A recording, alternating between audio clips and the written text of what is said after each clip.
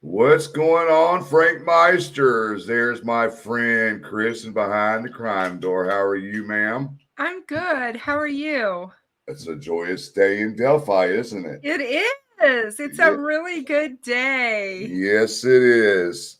Was really surprised they got back that quick with the decision I because thought it was hilarious because you and I had just been on the phone and we were just talking about the fact that they hadn't ruled on it and then they ruled on it. yeah, yeah, yeah. I was just like, wow. After I read it, they basically shut them down on the Frank's motions 3 and 4. Said, well, what are you going to do now? I see a plea. I see a plea. Well, all I'll say is we called it. We said Yeah, it 2 months ago what they we've were been. going to do, and I knew that's what they were going to do, and then They they they did were it. hoping to get a delay out of this, and it didn't happen.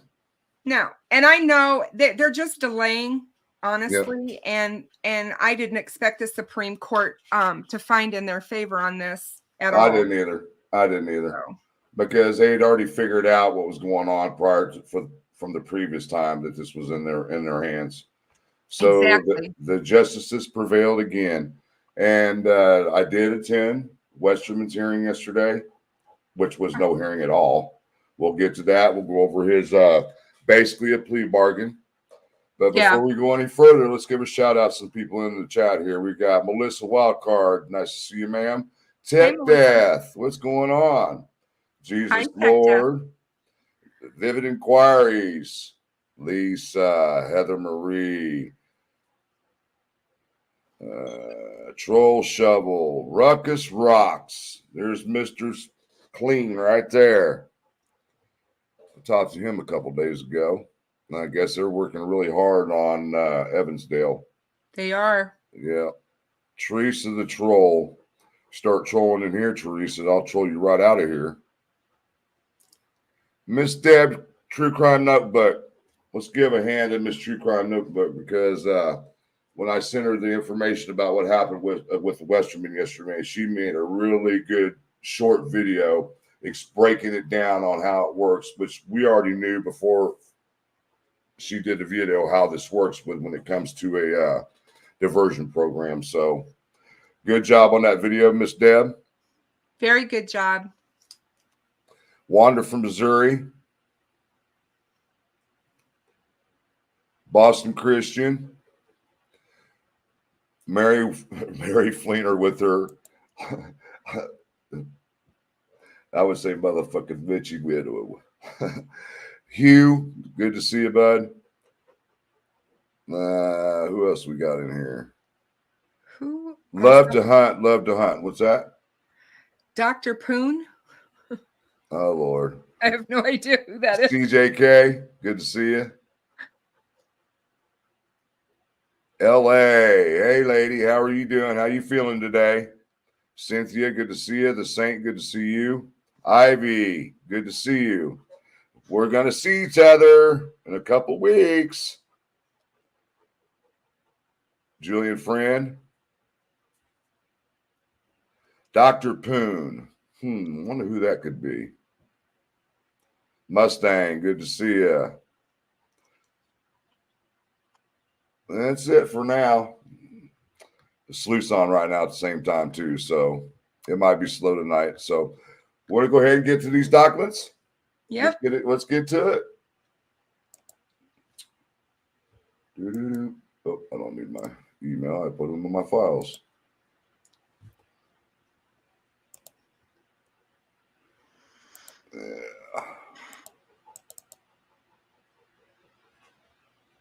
Nope, not that one.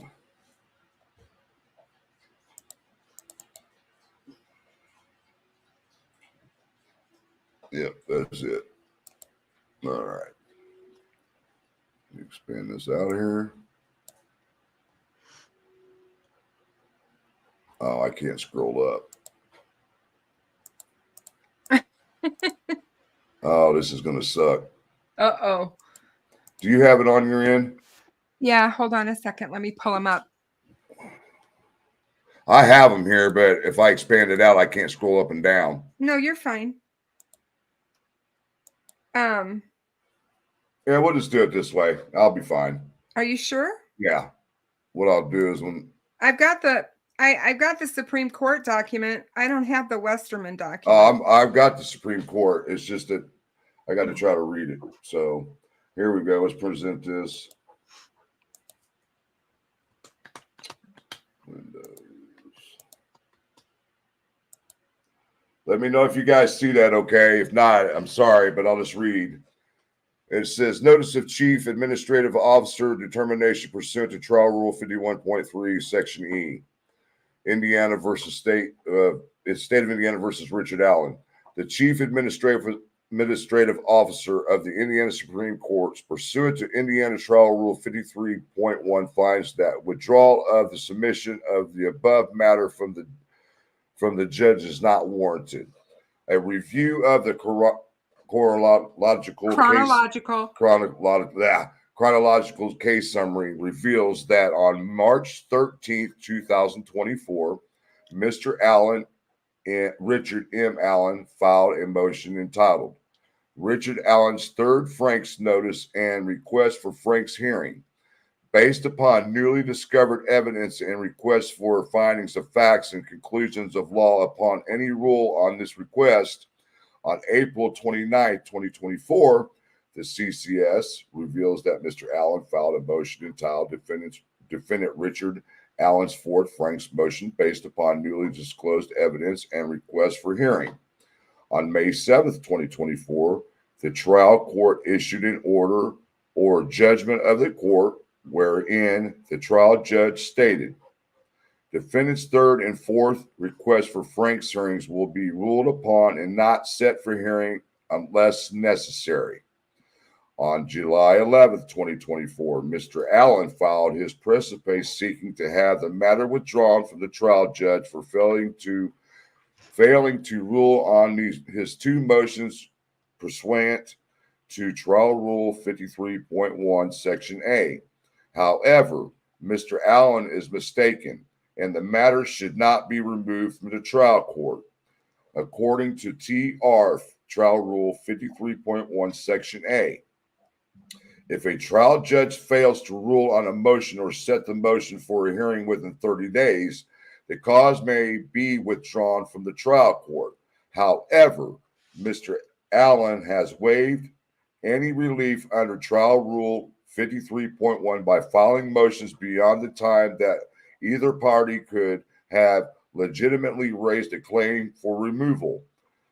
Regarding the predecessor, either party, predecessor rule to TR 51.3, the Supreme Court held it is well settled that a party cannot claim the benefit of Rule 1-13 when by his conduct he has consented or waived his right to claim it based on medical registration and examination versus Turner 168 Northeast.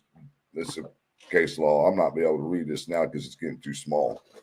Because I gotta let me see something here real quick. Hold on. Oh yeah. Man, I'm not gonna be able to read that. You want me to finish it? Yeah, if you don't mind. Yeah, no, that's fine. Can you see it when I have to downsize it like that? No, but I can read it from my go ahead. Stuff. Yeah. Let me put my good old-fashioned readers on. Readers don't even help me when it's that small. Oh my God. So, okay.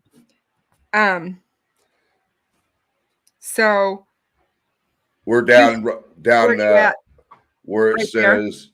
Right here where my cursor's at.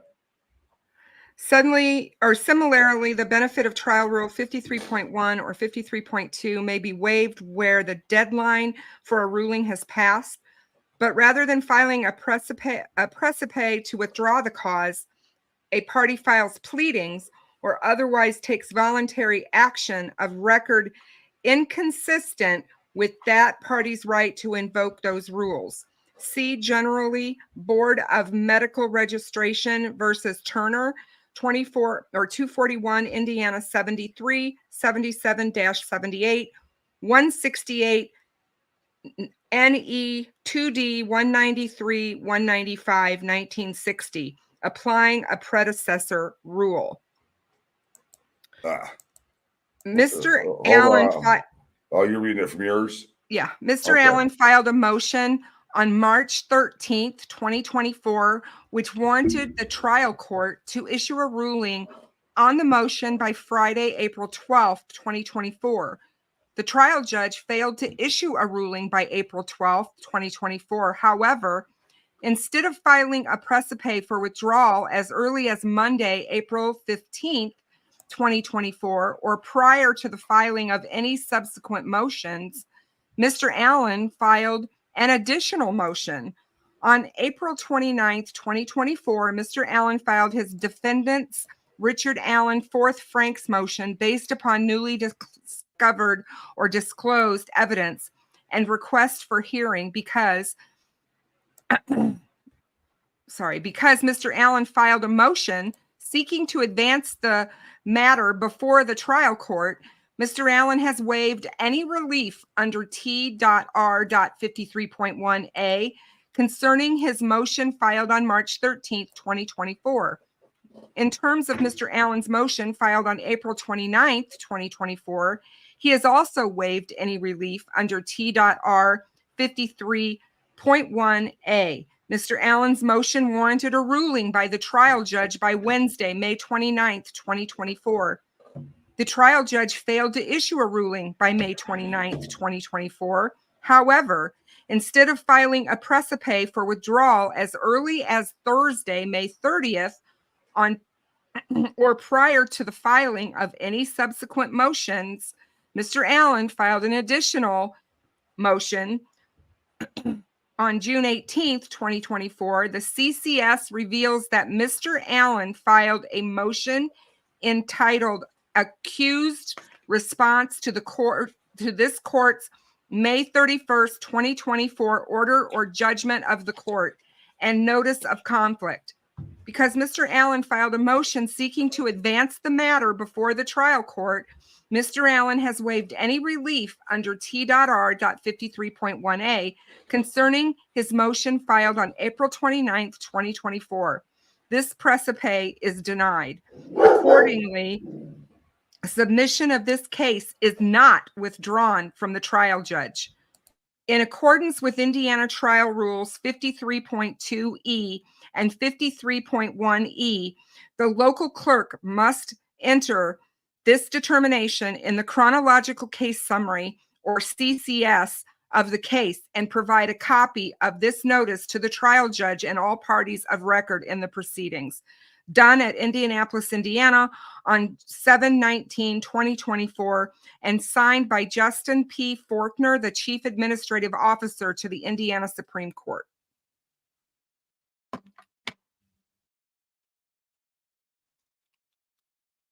My mic's muted. So there you have it. I mean, they were pretty straightforward. Yeah. Not only is the defense denied, they don't know the law. I think that is one of the biggest takeaways from this. This defense team, no matter what it is that they're doing, they always are late to the game. They wait until the last doggone minute to file these motions when they should, if they were really upset about things, they should have done it immediately. Right. As soon as it happens, right, you deal with it. You know, and like you said, they're lawyers. They should know the law. And just because you're a lawyer doesn't mean you shouldn't review the law. They're not reviewing the law before they file this stuff whatsoever. It's just a waste of time. And once again, we're going to keep saying it. Delay attempt, delay attempt, delay attempt.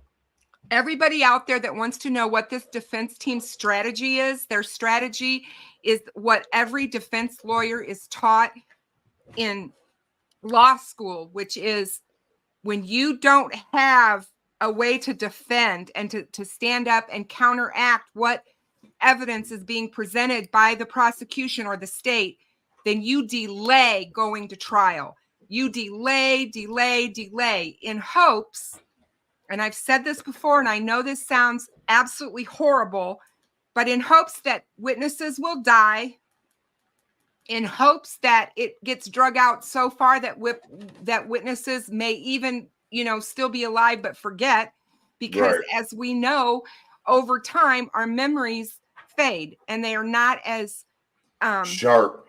sharp. And some of these people that are witnesses didn't have a clue that day that they were going to be witnesses. Right. They didn't realize what they were seeing, who they were seeing, and what was transpiring. It wasn't until after the girls were found that everybody realized this was a murder. This was, what I was doing that day and what I saw that day is highly important. Exactly. And me and you had a discussion just a little while ago, and I think it's about time that we need to let these pro-defense people just basically tell them, look, you're better off just to leave the community or leave YouTube, because you've done embarrassed yourself. You've embarrassed your families, and you've made a mockery of this case. And now look at you. Y'all look like a bunch of dumbasses. Excuse my French, but the law's the law. And you guys can't change that. And it's exactly what you're trying to do here. A lot of us knew what you guys were doing a couple years ago.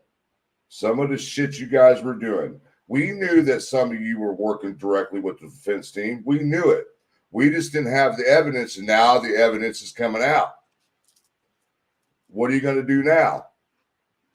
Like I said, your best bet is just to leave the community and leave this case alone, because there's no room for none of this crap that you guys are trying to pull. You're trying to make a buck here and a buck there. Well, it ain't making you shit now. It ain't making you shit now. Good to see you, buddy. How are you doing? I loved your live stream from Evansdale with Steve. That was awesome. And his live stream with Drew was fantastic. So, yeah. And shout out for that. Right. And the threats that are going on right now, that needs to stop too. I mean, what are you going to do from Canada? What the hell are you going to do? I'm not mentioning no names. There's several of them up there. What are you going to do from Canada? Doesn't Canada have their own cases that should be covered? Why are they covering our cases where they're not here? I get people being interested or whatever, but I just don't understand the whole dynamic, I guess. I just don't get it. I understand the jealousy and all that kind of crap, but it's not to the point where you're threatening somebody's life. Yeah, period. I don't understand the threats. I don't understand why people I laugh at that shit. Turn these cases into a shit show and basically completely forget that these were children, for one. Right. And that for another, that there are still people out there that are grieving horrifically for these girls. Mm-hmm. And that everything you do, everything you say has some sort of an effect on them. Right. Right or wrong, it just does. And, and that's okay. The Saint, I wasn't trying to say that you shouldn't follow the case. We're talking about people that are out there that are doing bad things for this case, right, that are not even local. They've never been here. They don't have a dog in the fight, so to speak. Right. I mean, but then again, you look at some of these creators that are doing this, and before all this nonsense started, they did good work. They did some fabulous work, and I sit and laugh at this when they say, I'll kill you, I'll do this, I'll do that. What the bleep were you going to do? Think about it. There were people out there when this case first got given to the court, when it first was given to the court, the very first judge on this case recused himself because his family and he were getting death threats. Right. What does that tell you? I mean, there's several of my friends that are in the community that are afraid to go out to the trails because they just don't know who's going to do something stupid. And one of them's one of my moderators.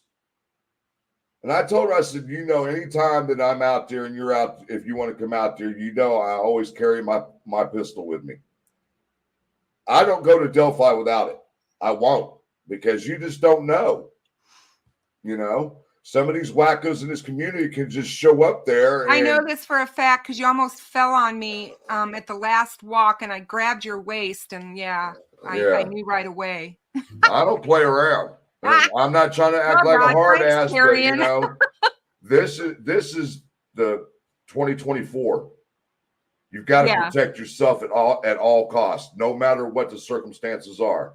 And I wish they would say some shit like that to me. And I say, meet me somewhere and see if you kill me, because I guarantee that it's not going to happen. Yeah.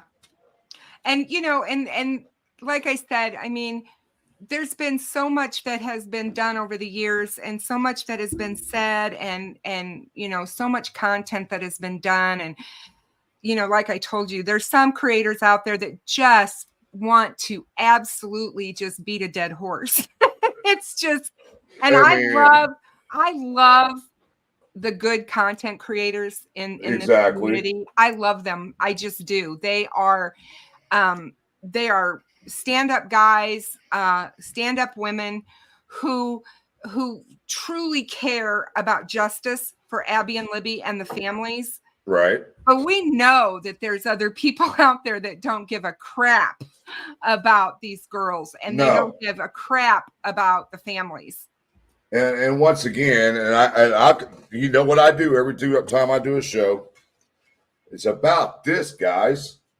These two young ladies right here. It is. And I know all you jackasses are watching, but you're blocked and you can't say nothing. This is what it's about. It's not about you. It's not about me. It's not about who gets the most clicks, who's making what money. It's not about that. Nope. It is to spread the word about victims. Yep. And I told Becky when I met her face to face, and I also told Galen when I had Galen on my show last week. When I started doing this, my big thing internally was, I don't want to do any harm. Right. Do no harm. If I can't do good, then I'll step back. I don't want to, if I'm hurting them or causing them pain. Right. And I get it. I'm not a professional news person. I'm not a professional journalism person or anything. I am just a grandmother who heard a story about 2 missing girls in my region, 2.5 hours from me when it happened. And it just caught me and pulled me into this. But as far as true crime goes, I've always been a true crime enthusiast, whatever you want to call it. As for me, it'd be a buff. And so that's why I'm here. I don't claim to be anything that I'm not, and I'm not an expert on anything. My whole point was to bring this case to the light and let people talk about it.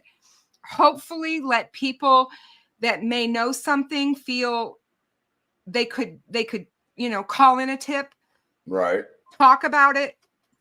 Did I want to see the case solved? Absolutely. And if did you I want to put out false rumors and false narrative? No. Did I go down rabbit holes that I shouldn't have, Frank? Yes. All of us did. We all did. All of us. And let me read this real quick. CJK. Unfortunately, the shady defense daddies will keep on with the bullshit. I think they're done. Honestly, I think they're done with the games now. You got less than 2 weeks before the next hearing. It's going to be a good one. Yeah. It's going to be a 3-dayer. It's going to be a good one. She's going to deal with a lot. And like I was talking to you earlier about this, I said, I will be attending the 30th, I believe, me and Rescue. I don't think I'll be able to make it the 31st because she's got an appointment because me and her usually go together. And on the 1st, I'm supposed to have a vet appointment with Blade, but I can reschedule that so we can go to the 1st. It's just up in the air right now, and me and Rescue will talk about that more in the next week or so, I'm sure. And I did come up with it. You know that song that goes na na na na na na na na. Hey, goodbye.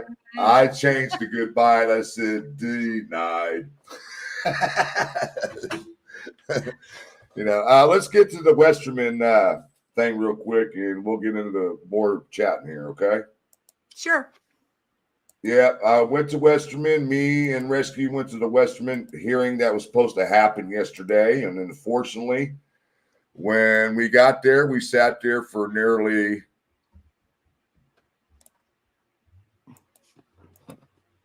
2.5 hours.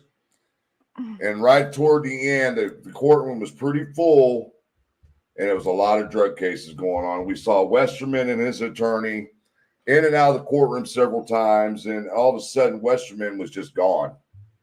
I mean, I went looking for him through the annex, looking for his attorney, couldn't find him anywhere. So I asked one of the public defenders. I said, "Hey, is Westerman still having his hearing?" He said, "You talking about Mitch?" And I said, "Yeah." He said, "He's still in the docket." He said, "They're probably upstairs talking or something." I said, "Okay." Well, they came back down, and they came back into the courtroom, and then all of a sudden, Westerman left again. And by that time, I had looked up, and I saw his attorney come in the side door handing the court clerk some papers. And I said, I just sat there, and I was like, "Man, come on, let's get him in here." Well, all of a sudden, he never showed up. So I told Rescue, "I'm going into the court office right now to find out what's going on." And they came back and told me that's when they made an agreement for the pretrial diversion program. I was like, walked back in the courtroom and told Rescue, and Libra Mama Scales was sitting with us. So let's go. So it's done. And so I had to explain to them what was going on. So I called the court this morning and got the documents signed, sealed, and delivered. And State of Indiana versus Mitchell Westerman. State of Indiana and the defense agree pursuant to Indiana Code 33-39-1-8 that prosecution in this matter will be withheld upon compliance with the following conditions. Number one, defendant admits that probable cause exists to support all the elements of a conversion pursuant to Indiana Code 35-43-4-1.1, Section A. Is that to say occurring between the dates of or about August 1st, 2023 and October 5th of 2023. Number two, defendant waives rights pursuant to Criminal Rule 4, Section A, and Indiana Code 34-41-4-2, Section A, Number 2. Defendant will pay a total diversion fee of $254, $334, and $454. Add 50 cents for every driving offenses, which is due at all the timing of signing. Defendant agrees to release any cash bond posted in connection with this cost as payment towards outstanding diversion fees. Number four, defendant has disclosed to the state any and all criminal convictions and or diversion programs completed in this or any other jurisdiction. Defendant must immediately contact the division and coordinator of any change of address or any subsequent arrest or criminal charge or charges. Number five, defendant agrees that providing false information in anywhere herein, failure to comply with any term of this agreement, or being formally charged with a separate criminal offense during the what does that say? During the pendency of this agreement. Okay, I couldn't see that word. The agreement or within the statute of limitations for any charges previously dismissed by the PDP, which would be the pretrial diversion program, will result in this agreement being set aside, revoked, and reinitiation of prosecution of the matter or the refiling of the dismissed charges, and A, any monies paid hereunder are forfeited. B, the admission made in paragraph number 1 shall retain effective and may be used at any subsequent proceedings, including when charges are refiled. And C, defendant waives the right to a trial by jury and agrees to a trial by court should the case go to trial after the PDP is set aside or revoked or charges are refiled pursuant to Criminal Rule 22. None of these right here, 6, 7, 8, or 9, apply to Mitchell. Number 11, defendant will complete in any all conditions by compliance date listed below. Defendant will not receive any new charges for 3 months. What you're saying is that he cannot get any new charges from the time that this agreement was signed yesterday all the way through, I believe it's September 25th. Yes, compliance. Number 12, defendant will not receive any new, okay, I already got that. The state of Indiana agrees to dismiss this cause on or before the compliance hearing date listed below, provided defendant has paid all fees in full, completed all requirement conditions, and forwarded proof of the same to the state of Indiana. However, the defendant shall appear at the compliance hearing listed below unless he or she has received a signed order from this court dismissing this case and excusing his or her appearance. Lindsay, the prosecutor, defense attorney, And down here it gives what he's got to do here. Come now the court and order the clerk of the court to accept the following monies and above caption causes: court cost, countermeasures, drug interdiction, substance abuse evaluation. This is what he had to pay for, $204 on that. And that is it. So basically what he's done is he's doing a plea deal outside of the court where basically he's getting a slap on the wrist. He's probably going to get some community service, and we've already seen some of the fees he's already been charged. And if he completes all this by September 15th, when the compliance hearing takes place, he will be released, and all charges, anything related to that case he's involved in, will be wiped from his record. So basically, it's an expungement, but it's not a legal expungement. It's just an agreement that the prosecutor agreed to do without filing an expungement. Okay. But honestly, I was thinking about this yesterday, and somebody made a good point, and I believe it was Sleuth Intuition. We were having a conversation yesterday. He said, I believe that Baldwin set this up like this because he knew that this is what I'm saying now. He believes that Baldwin was behind the whole thing. Okay. And I said, it makes sense. You know, I said, now I've lost the train of thought because I got so much running through my head. What did I say? Oh, because Baldwin knew as a defense attorney what Mitchell was being charged for. Okay. He could go to the prosecutor and give him a pretrial diversion program and get out of everything and not be on his record. I think Baldwin set that all up. Honestly, because we all know that his attorney works for Andrew Baldwin. Well, Mitchell's. I said from day one when we found out that the photos were leaked and what was happening, I found it quite odd that a defense team that touts constantly how many years of experience they have under their belt would be so lax in leaving something so volatile as crime scene photos of innocent children's brutal murder laying around for people to haphazardly be able to see them, even if they're people that work in their office. Not everybody that works in a law office is entitled or is on a need to know. Right. When it comes to certain things, they don't need to see that kind of stuff. Right. So that would be something that would be kept under lock and key. I firmly believed, and I said this on my own live streams, that when the ISP got involved and was investigating this whole thing as to who did this and who was going to be culpable, I found it quite hard to believe that Baldwin would not be culpable in this in some fashion. Rosie, who knows for sure what he knew or when he knew it, but I firmly believe that there's culpability with Baldwin.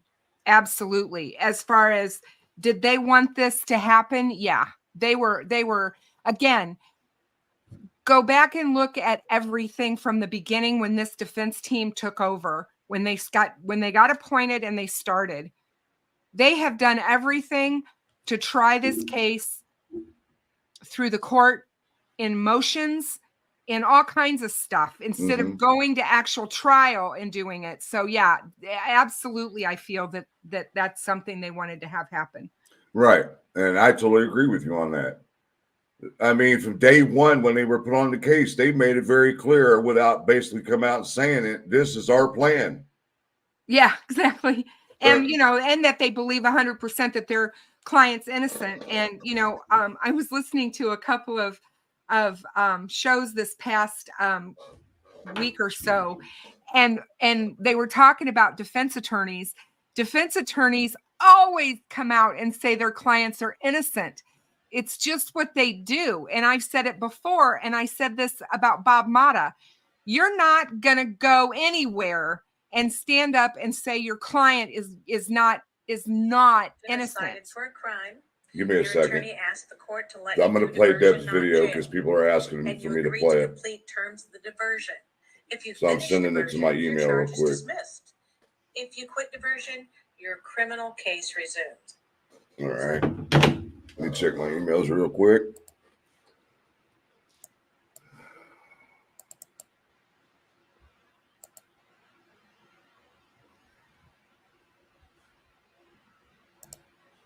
Oh, it's apparent that the defense team doesn't care about Richard Allen. They've let their innocent, their 100% innocent client sit in jail for 2 years. They don't care. Hold on, guys. All right. I got to figure out how to do this. All right. We're going to do it now. I got it.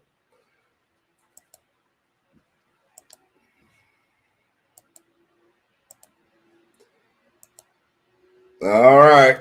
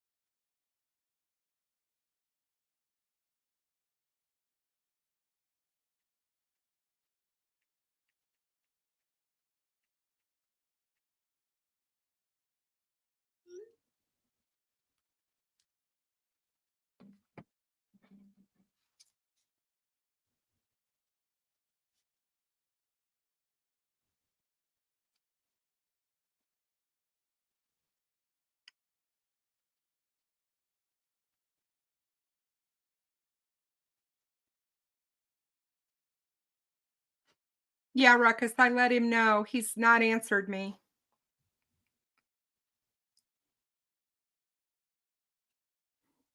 Hey, Rescue. How are you, my dear? Good to see you.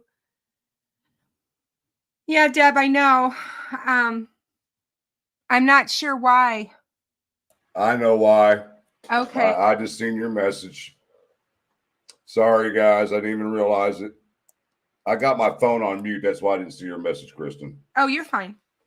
So I got to back out of here and then go You're back in. fine. There's the audio.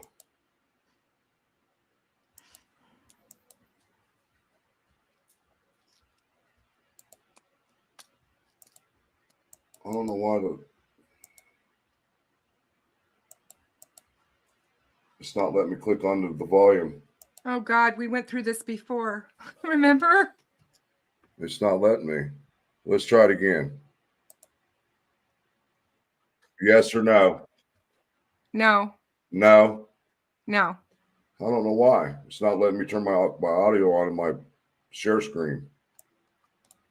But if you guys want to hear the actually want to hear the audio in the video, please go over to True Crime, Deb's True Crime Notebook. It is an excellent video. It was a good job on her part. So Yeah, it was, because good it job, really Deb. explained what a diversion program is. Yes. I mean, there's a lot of different diversion programs when it comes to low offenders, you know what I mean? But if you Right. get up into like car theft or something like that, it's a lot different. So let's get down to where. Oh, Deb, thank you. Sorry, Deb, I didn't even realize it. And for some reason, it wouldn't let me turn the audio on. Ruckus being a smart ass, I'm petrified. I won't leave the house. Oh, and Ruckus, I saw your comment about being 100% in on Evansdale right now because Delphi's case is solved, and I completely agree with you. Obviously, I'm going to continue to follow Delphi through the court proceedings, but I am all in for Evansdale as well, and I'm all in for Flora. So I've been working diligently on Flora as well. Yeah, you know what I'm doing. I keep a close eye on this case. Any chirp I hear, I'm looking. You're just like Johnny Cash. You know, I keep a close eye on this heart of mine. And I called the family today to let them know the news, and she said, yes. I said, well, we're on our way now. You know who I'm talking about. Yep. So absolutely. And she said, that was quick. And I said, yep. And I said, I didn't expect it this quick either. I said, I've been checking every day. And if it wasn't for a good friend, Turbo, letting me know about it, I was like, oh, yeah, here we go. Here's a live going on tonight. Yeah, you know, and like I said, man, I mean, these pro-defense people have got to stop because all you're doing is hurting yourself. And I mean, CJ, whoever his name is, he did make a good point because some of the crap they're doing and some of the crap that some of these other creators are doing, you're ruining people's lives. Exactly. And now it's coming back and biting you guys in the ass, and it's ruining your lives. You know, who wants that? You know, I mean, you know, it goes back to ethics. And, right. you know, if we're going to talk about ethics within the judicial system, and we're going to talk about ethics with the lawyers, and we're going to talk about ethics with the law enforcement officials, we have to talk about ethics for ourselves. And, you know, as a community, as a true crime community. And, you know, I've done live streams on this. I know you've talked about this. You and I've talked about this behind the scenes, but there's a lot of damage that can happen to a case by what's done and by who covers it on YouTube or social media. Right. There is a faction of people out there that get their news nowhere except for social media. They don't do any research on their own. They find somebody that they like or tune into, and they believe 100% what they're told by that person. Right. And I'm like, you know, that's the way the world is right now, unfortunately. Back in the day with you and I, because of our age, we used to watch Walter Cronkite and Oh yeah. and Dan Rather, and we used to get our news from them. And Right. and now we've got these people out there that are professing to know or be in the know and say they have all of this inside information when they don't have crap. But people run with it. And I was guilty of it on my channel for a while. I was running down those leads and foxholes and places. If you're not doing that, you're not doing something right. Because I wanted to look at everything. Police officers, detectives, they do the same thing. And there's no doubt about it. They go down rabbit holes. Yeah. What detective doesn't? Absolutely. Or any type of investigator at that. You know what I mean? The bottom line, video inquiry, or is it vid inquiries, is that the law enforcement looked at Ron Logan as they should have.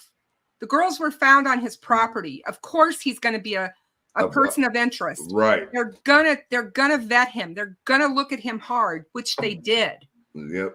And they moved on. And I believe we're gonna find out at some point why and where the whys and the hows and what happened. We're gonna find out.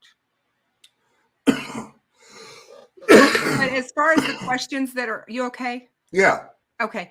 As far as the questions that are going on in the chat on whether or not we believe others are involved, I do not. I believe that this is a lone wolf case. I was talking to Frank about this earlier today, that I have discussed this case. My close family is very well aware of Abby and Libby's case and all of the ins and outs of it. We discuss it all the time. I've talked to my best friend's husband's a judge. I talk about him all the time. You guys have heard me talk about him. He's very versed on the case. I send all of the legal documents to him. He has looked everything over, and he also agrees that this is a lone wolf more than likely. I've basically made up my mind. I do believe so too.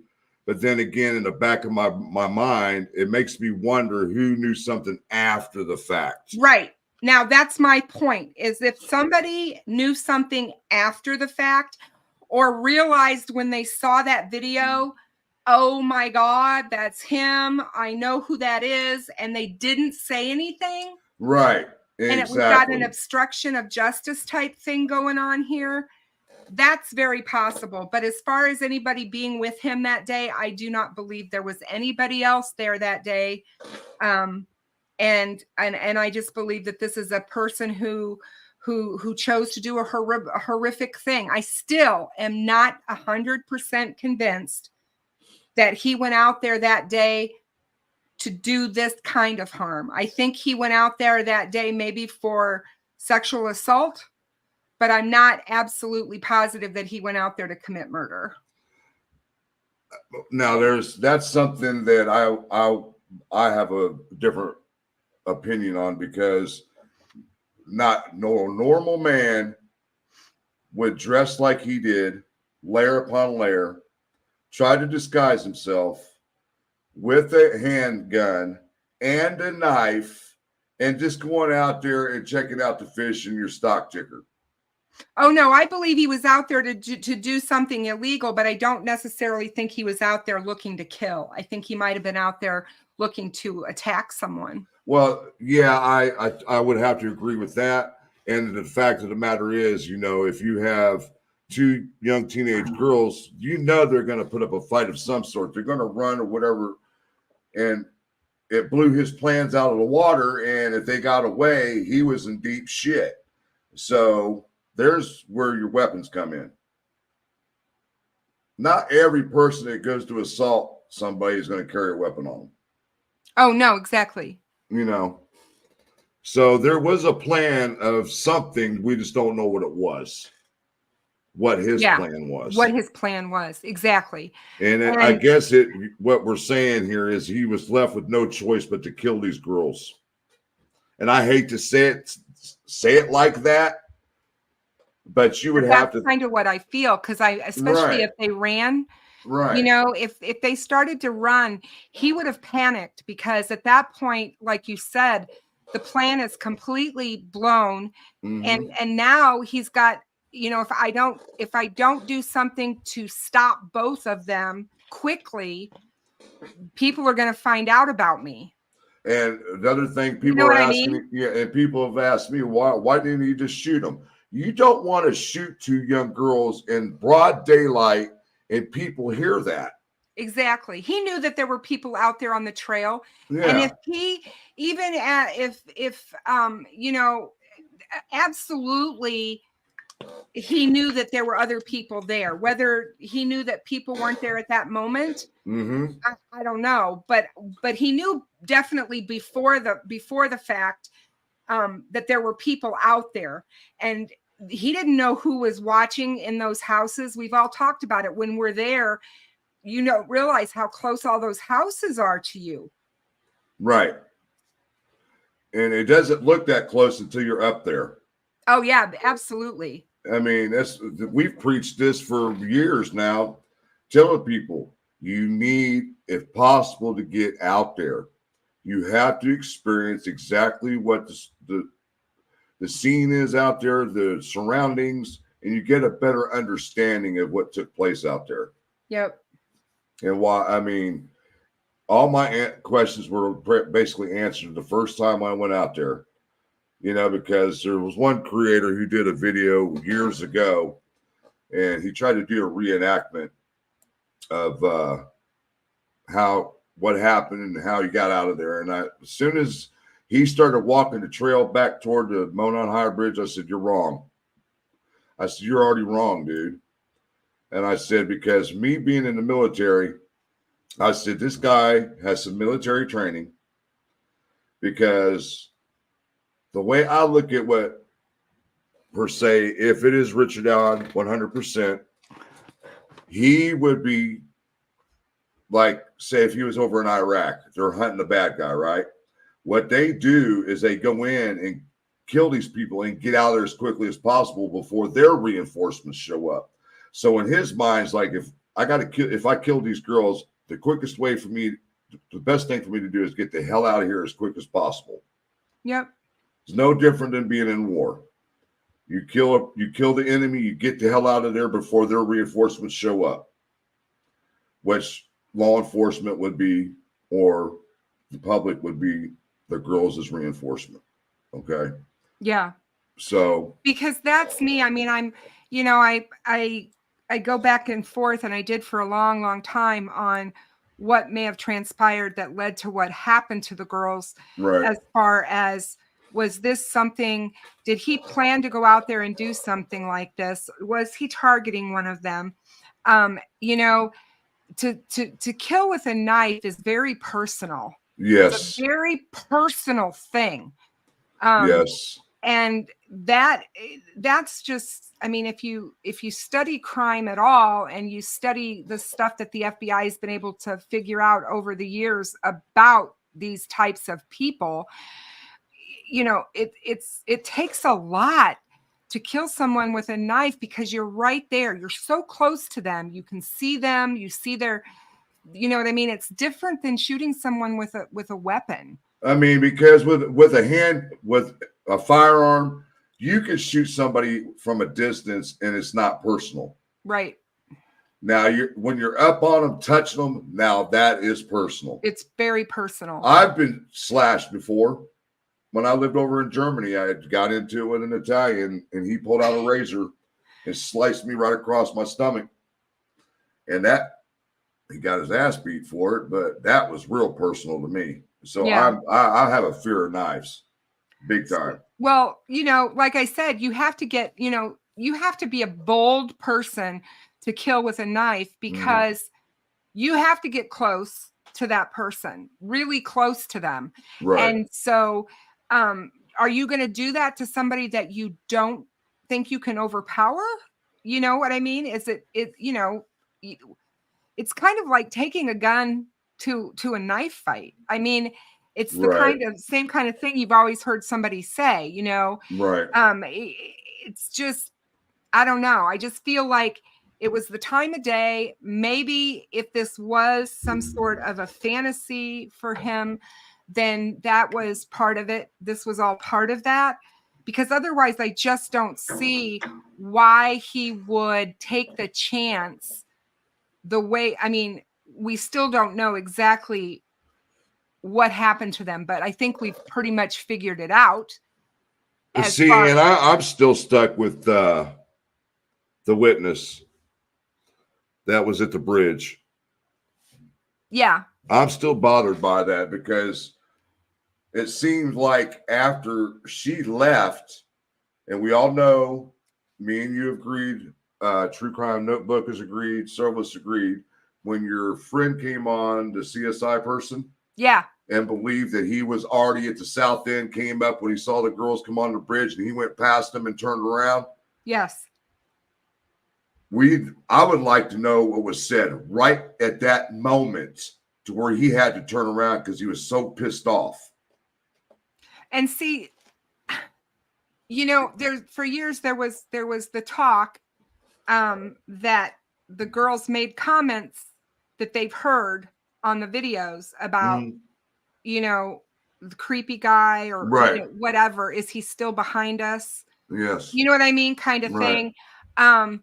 And did they say something to him that triggered him, Right. or just seeing them, was that a trigger in some, you know what I mean, in some fashion? We don't know yet. Go ahead. Sorry. Yeah, no, it's fine. We just don't know yet.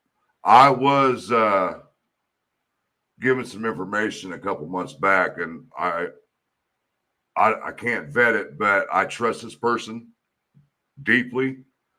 And according to this person, there is more video and there is more audio. Well, I thought that there would be. To me, I've always felt like there was more. And trail cams too. And that they're not releasing that information because they're trying to keep the integrity of the case. Right. And again, I still believe in my gut. I just believe this, that Richard Allen said something to Jerry Holman in that interview in October that was a light bulb for Jerry, that was like, oh my God. No one else would know this. That is something only the killer would know. Yeah. We got him.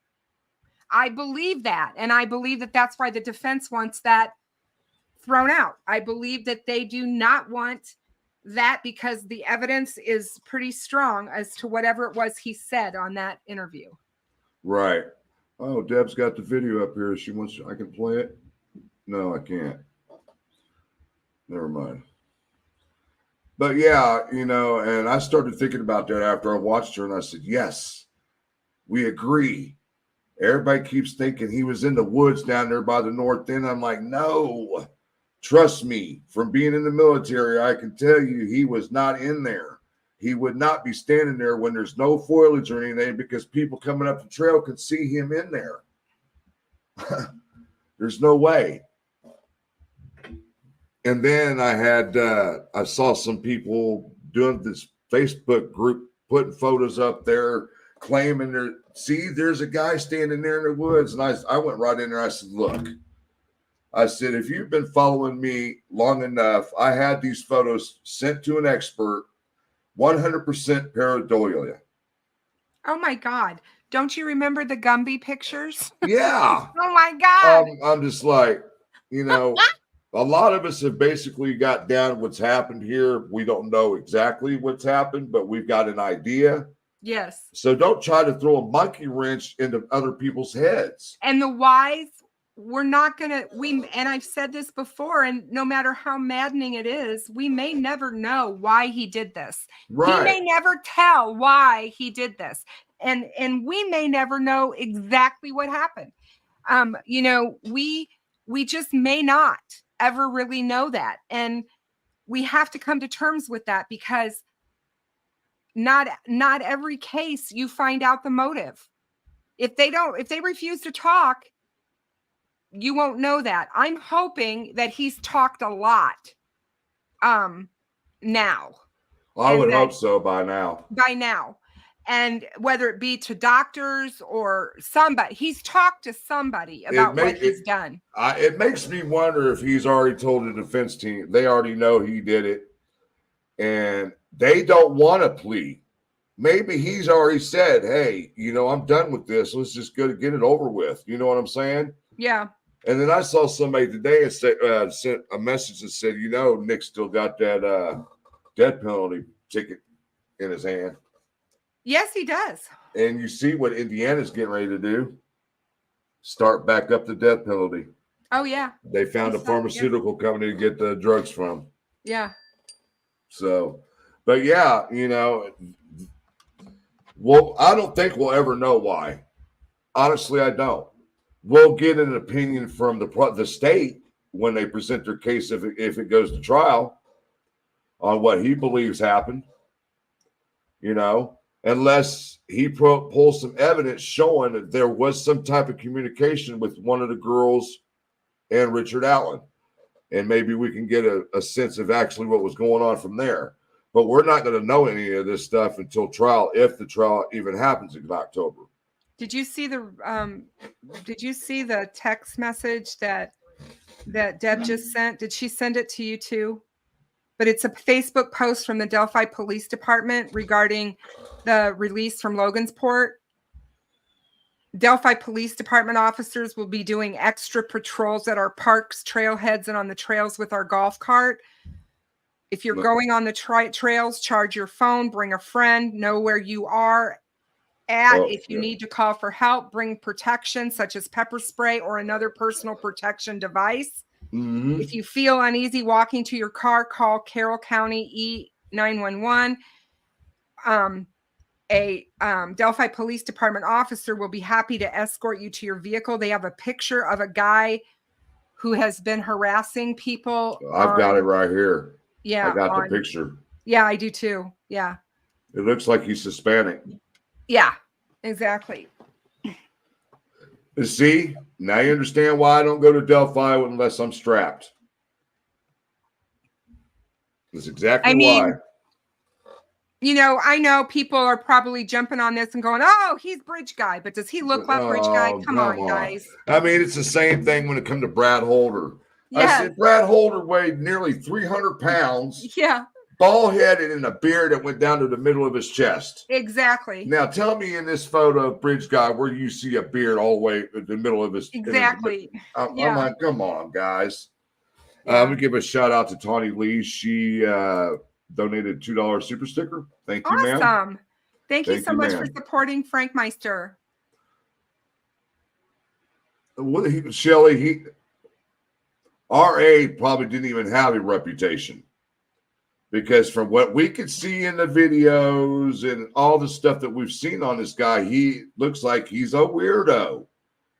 Well, it sounds to me like his behavior and all shows. If we go back to what was said about him when he was working at Walmart, there's some really strange behavior in this guy's background. Yeah. So, was he a pervert? Possibly. I mean, he had no problem walking into women's bathrooms with women in there. Oh, yeah. Work. Yep. And he was doing that at work as an assistant manager. So, I mean, I don't know, but that doesn't mean anything. I mean, he's still married for all these years and he's got a daughter and he's got a family. He's not going to want this found out if he has some sort of, secret life or whatever, if he's fantasizing about all this god awful stuff, he doesn't want that to come out, whether he has a reputation or not. I'm reading through the chat. Sorry. And see, Frank and I met a friend of his at the last walk for the girls for the memorial walk back in April. Mm-hmm. We met someone at that walk and we spoke to him, who was Richard Allen's friend all through school. They were great friends. And they went into military together. They were going into the military together and all of that. And he told us that the Richard Allen he knew, He could not wrap his head around doing this. And he Now- was adamant about it. He said, And he until was- yeah, you show me the evidence, and Yeah. then maybe I could. And But his wife his was completely opposite. Yeah. was the total opposite. And Yep. she knows Richard Allen's wife. They work together. Mm-hmm. So, and she was the nicest, kindest person you would ever want to meet. And yet she said, I firmly believe 100% he's guilty. So here you have a husband and wife who know these two people and have completely different opinions of what's going on. And so to me, it goes back to stop and put yourself in that position, whether it be you doing it, Frank, whatever.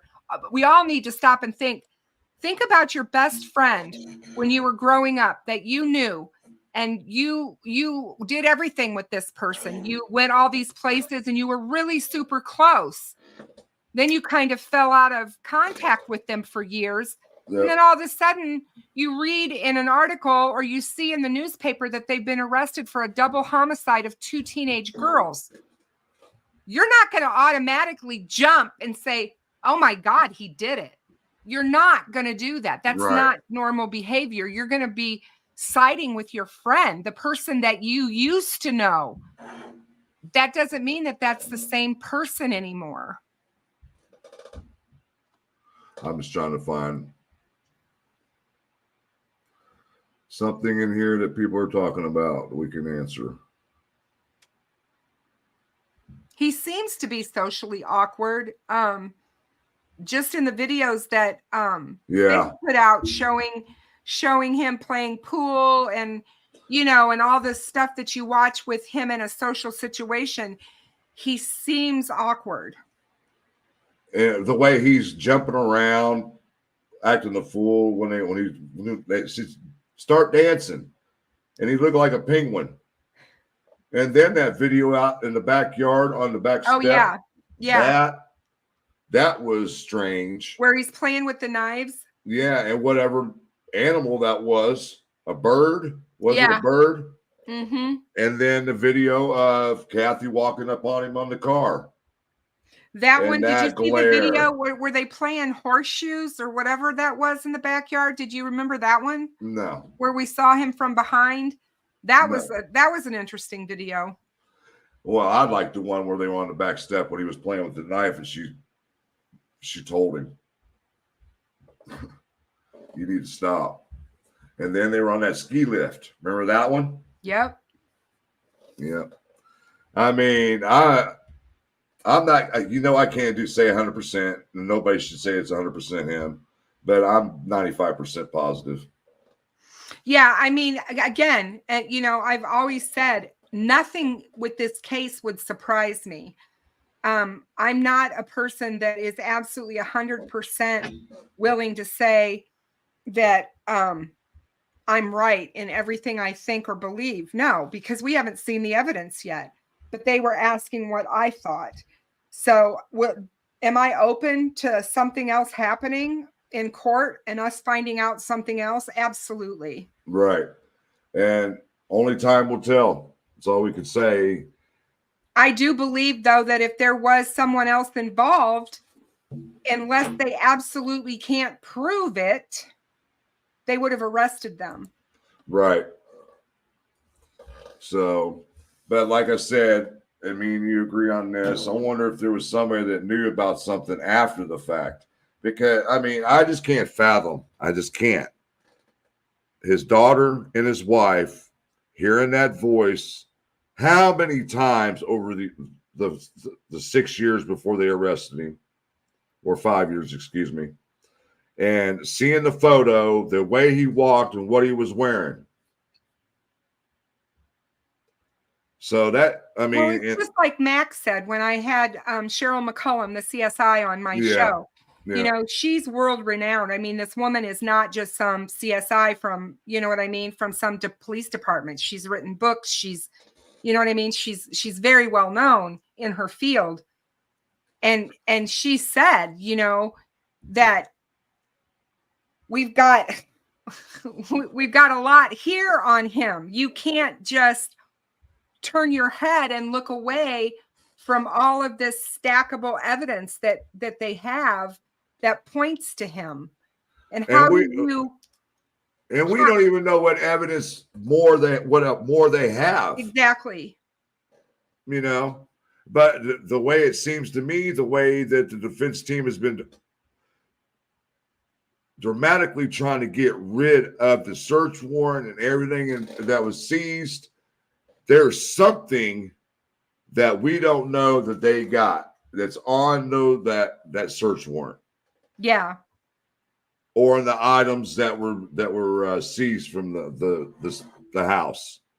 And that was another thing. Somebody had made a comment and said something about me and Ruckus. So what are you going to say now about the motorcycle cover? And I said, hold on, dude. I said, first of all, I'm looking at the itemized list of stuff that was recovered from the scene that are evidence. And I'm looking right at the motorcycle cover, bag and tagged. And he didn't respond to it. We know they had some sort of tire mark somewhere. Yeah. That came out years and years ago. Yeah. We also know that they have boot prints because they were looking at boots. That's one reason that they ended up going to Packers. Yep. We know for a fact, you guys, and why. There's just more we just don't know. That's what I'm saying. It's got to be patient with it. And we do. We just have to be patient. It will all come out eventually. And hopefully the defense team is starting to get the point that you're not getting anywhere trying to pull the nonsense that you're pulling. And they still got 2 more continuances to file too. And that's what worries me also. And like Cheryl said too, McCollum, you're not going to see this guy on the bridge and see that video. And if you're married to them or that's your father or brother or whoever, you're going to know. Right. You're going to know. And didn't she Kathy lie about something when she was interviewed? I don't know. I can't remember. I think we were discussing. I was discussing with somebody else. Because I don't know that we've actually heard anything from law enforcement regarding that. But I'm just telling you that that they've drilled her. That they've asked her. That she's been interviewed. His family members have all been interviewed. Yeah. And, I don't know where she was that day. For 100% fact, I know that her mom was ill and she was up in Peru taking care of her. Now, whether she was there that day or at work, I don't know. Right. We don't know that for sure. There's rumor, but we don't, we just don't know. Right. CJK says, but those who interfered reaching out to the defense and creating havoc need to be held accountable. Well, of course, 100%. There's no doubt about that. Well, we just don't know if they are planning to do something about this after the fact. Just remember that, you guys, when this case is all said and done, if the prosecutor in this case wants to bring charges against people for interference, they can. Oh, yeah. Yep. Let's see, Deb. Gail, based on the medication he was taking, looks like he was probably bipolar. Very possible. Mm-hmm. Very possible. Again, bipolar doesn't make you a murderer, but. Right. Ron, we don't care if you're drunk on box wine. Lord. Don't go driving. Stay out of Delphi if you're going to do that in the sky. But we've been at it for about an hour and 15 minutes. So we thought we'd just come on here, guys, and go over the Supreme Court's decision and give you a little bit of information on the Westerman case, which a lot of people need to understand when it comes to Mitchell Westerman. He will always be tied to the Delphi case no matter what now. So just remember that. No matter where he goes or what he does or anything he says, he's always going to be tied to it.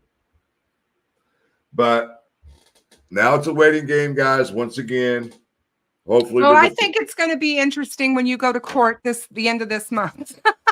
Yeah, I think, like I discussed with you before, I believe the most important to me is the limine. That's what's going to determine how this case is going to come out. Oh, yeah, because it's going to tell us what is going to be allowed at the trial, Right. what evidence is going to be allowed, and are they going to be able to bring up the Odinism crap? Right. Is that going to be something that she allows in? It'll be really telling. Exactly, and that's why I believe the limine is going to be very important, and I will be there, no doubt about that. So awesome. But, you guys know, anytime there's an update or anything that goes on, I put the documents out and I share them with a lot of people. And appreciate you. 100%. Yes, ma'am. Absolutely 100%. Thank you so much for having me on. Yes, ma'am. And I want to let my mods know, thank you very much for being here and hanging out, making sure no bullshit was going on. Thank you for Tawny Lee for the super sticker. And once again, thank you to Kristin behind the crime door for joining me tonight. We will keep you guys up to date as much as possible when stuff comes out or things are being talked about. And if it's worth going live, you know how I am. I'll go live. If not, I won't. I just put what I need to put out there on my channels and my Facebook groups and things like that. So justice for Abby and Libby, you guys, make sure that you keep them in your thoughts and keep the families in your thoughts and prayers, because this is all very, very difficult for them. Absolutely. And once again, thank you, Kristin, for joining me. You're welcome. Until next time, guys, you know what time it is. Good night, everybody. Peace out. One love. Good night.